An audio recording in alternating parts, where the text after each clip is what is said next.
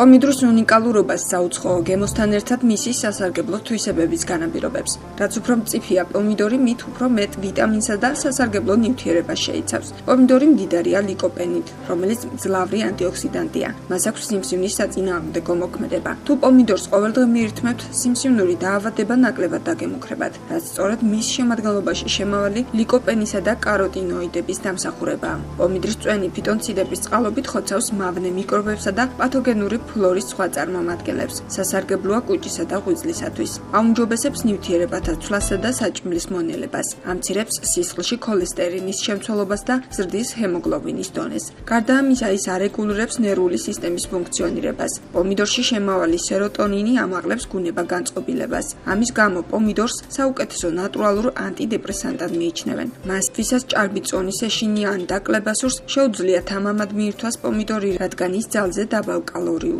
დადგენილია, რომ მცენარის მწიფე ნაყოფში ნიტრატები არ გროვდება. როგორც არ უნდა გაგიკვირდეთ, მწიფე ნაყოფში მავნე ქიმია არ არის.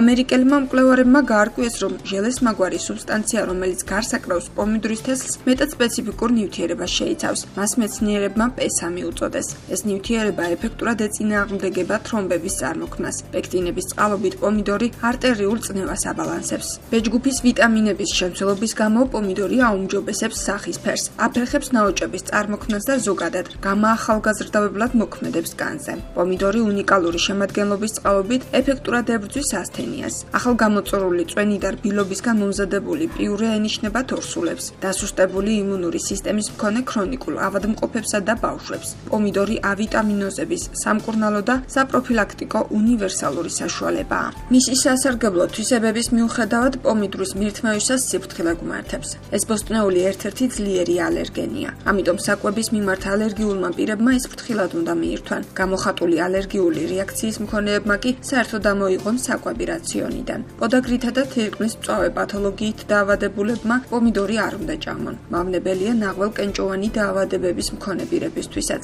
რადგან ნაღვლის დენას აძლიერებს და ხელს უწყობს კენჭების გადაადგილებას. გარდა ამისა, პომიდორში შემავალმა ორგანულმა მჟავებმა ნაღველკენჭოვანი პათოლოგიის დროს შესაძლოა ტკივილი გაამძაფროს.